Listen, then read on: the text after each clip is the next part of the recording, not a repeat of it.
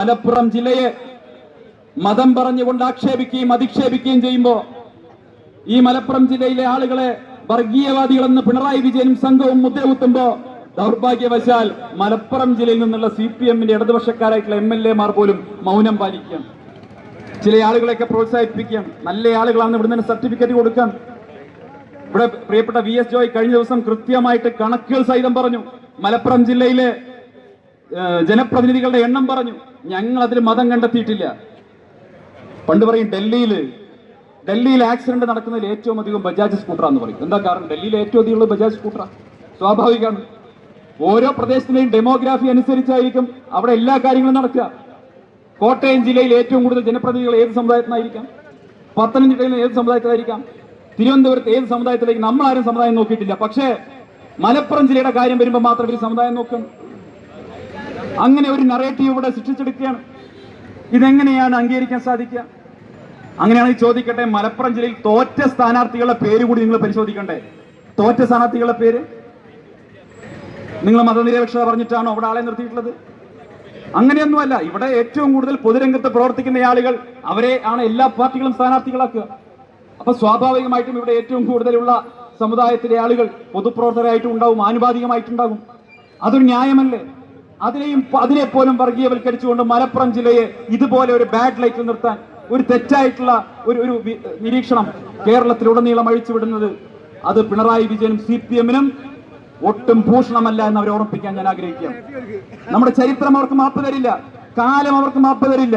ഇതുപോലെ കേരളത്തെ വർഗീയവൽക്കരിക്കാനും ഭിന്നിപ്പിക്കാനും ശ്രമിച്ച് BJP-ക്കും സംഘപരിവാറിനും കേരളത്തിന്റെ മണ്ണിൽ ഇടം നേടിക്കൊടുക്കാനുള്ള CPM-ന്റെ പിണറായി വിജയന്റെ ഈ കൊട്ടേഷൻ പണിക്ക് കാലവും ചരിത്രവും ഭാവി തലമുറയും മാപ്പ് തരില്ല എന്ന് മാത്രമാണ് അവരോട് പറയാനുള്ളത്.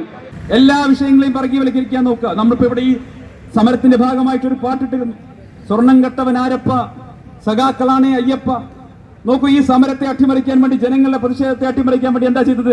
ആ പാട്ട് എഴുതിയ ആളുകളുടെ മതം ചകഞ്ഞുകൊണ്ടുപോയി. അല്ലെ, മലപ്പുറത്ത് നിന്നുള്ള 4 കുട്ടികളാണ് പാട്ട് എഴുതിയതിന്റെ പുറകിലെന്ന് പറഞ്ഞ് ആ കുട്ടികൾക്ക് നേരെ കേസെടുത്തു. ഇപ്പോഴും ആ കേസ് പിൻവലിച്ചിട്ടില്ല എന്നാ പറയുന്നത്. എന്താ കാരണം? പാട്ട് എഴുതിയത് മതം തെരഞ്ഞു പോയപ്പോ അവര് ഇസ്ലാം മതവിശ്വാസികളാണ്. അതുകൊണ്ട് ശബരിമലയെ കുറിച്ചൊരു പാട്ട് എഴുതിയാൽ, ഒരു പാരഡി പാട്ട് എഴുതി കഴിഞ്ഞാൽ അത് മതവികാരം വ്രണപ്പെടുമെന്ന് പറഞ്ഞ് കേസെടുക്കാൻ പര്യാപ്തമാണെന്ന് CPM-മാരും പിണറായി വിജയനും കരുതിയിരിക്കുക. ഇവർക്ക് ശബരിമലയുടെ ചരിത്രം അറിയാത്തതുകൊണ്ടാണ്, ഐതിഹ്യം അറിയാത്തതുകൊണ്ടാണ്. എടോ, അയ്യപ്പനൊരു പ്രശ്നം വന്നാൽ വാവരല്ലേ പ്രതിരോധിക്കേണ്ടത്? അതാണ് മലപ്പുറത്ത് കണ്ടത്. അതിലെന്താ തർക്കമുള്ളത്? അങ്ങനെ പ്രതിരോധിച്ചിട്ടുണ്ടെങ്കിൽ അത് യഥാർത്ഥ അയ്യപ്പ വിശ്വാസികളെ സംബന്ധിച്ചിടത്തോളം അതിലൊരു പെശകും കാണാൻ കഴിയില്ല. ഞങ്ങളൊക്കെ ശബരിമലയിൽ പോകുന്ന അയ്യപ്പ വിശ്വാസികളാണ്. ശബരിമലയിൽ ആചാര ലംഘനം നടത്താൻ വേണ്ടി ആളുകളെ അങ്ങോട്ട് പറഞ്ഞയച്ചിട്ടുള്ള പിണറായി വിജയന് ശബരിമലയുടെ ഐതിഹ്യം അറിയില്ല, മഹത്വം അറിയില്ല, അതിന്റെ മതനിരപേക്ഷ പാരമ്പര്യം അറിയില്ല. അതുകൊണ്ടാണ് അതിനെ വർഗീയവൽക്കരിക്കാൻ വേണ്ടിയുള്ള പരിശ്രമം നടത്തിയത്. ശബരിമല സ്വർണ്ണപ്പാളി മുതൽ പയ്യന്നൂരിലെ രക്തസാക്ഷി ഫണ്ട് തട്ടിപ്പ് വരെയുള്ള 100,000 തട്ടിപ്പുകൾ ഇവർ നടത്തുന്നു. പാർട്ടിക്ക് വേണ്ടി രക്തസാക്ഷിയായവൻ അവനവന് വേണ്ടിയല്ലാതെ അവരന് വേണ്ടി ചുടുരക്തമൂറ്റി കുലം വിട്ടുപോയവൻ രക്തസാക്ഷി എന്നാണല്ലോ മുരുകൻ കടപാടിയത്. കുലം വിട്ടുപോയവൻ രക്തസാക്ഷി. നമുക്ക് ആ പാട്ടും ഒന്ന് മാറ്റി പാടേണ്ടി വരും. അവനവന് വേണ്ടിയല്ലാതെ നേതാക്കന്മാർക്ക് ഫണ്ടടിക്കാൻ വേണ്ടി ചുടുരക്തമൂറ്റി കുലം വിട്ടുപോയവൻ രക്തസാക്ഷി എന്ന് പാടേണ്ട കാലഘട്ടം.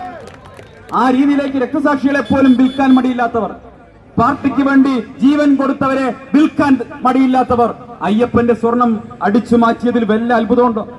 രക്തസാക്ഷികളെ മാനിക്കാത്തവർ, അവർക്ക് വിശ്വാസമില്ലാത്ത അയ്യപ്പനെ മാനിക്കുമെന്നും വിശ്വാസത്തെ മാനിക്കുമെന്നും നമ്മൾ കരുതുന്നുണ്ടോ? കരുതുന്നില്ല. അതുകൊണ്ടാണ് പറയുന്നത്, പ്രിയപ്പെട്ടവരെ, രക്തസാക്ഷി ഫണ്ട് മുതൽ ശബരിമലയിലെ സ്വർണ്ണപ്പാളി വരെ ഈ കേരളത്തെ മുച്ചൂടും മുടിക്കാൻ തയ്യാറായി നിൽക്കുന്ന ഒരു സർക്കാർ, ആ സർക്കാരിന്റെ അവസാന നാളുകളാണ് നമ്മൾ കണ്ടുകൊണ്ടിരിക്കുന്നത്. മുഖ്യമന്ത്രി പറയുന്നത് 110 എന്നാണ് നമ്പർ പറയുന്നത്. 110 കിട്ടും. ആ നമ്പർ വളരെ റിയലിസ്റ്റിക് ആണ്. 110 എന്ന നമ്പർ മുഖ്യമന്ത്രി പറയുന്നത് വളരെ റിയലിസ്റ്റിക് ആയ നമ്പറാണ്. പക്ഷെ അത് LDF-ന് കിട്ടാൻ പോകുന്ന സീറ്റല്ല. ഈ തെരഞ്ഞെടുപ്പ് കഴിഞ്ഞാൽ മുഖ്യമന്ത്രിയും പരിവാരങ്ങളും കണ്ടം വഴിക്ക് ഓടാൻ പോകുന്ന വേഗതയാണ് 100, 110 എന്ന് മാത്രമാണ് ഞങ്ങൾക്ക് പറയാനുള്ളത്.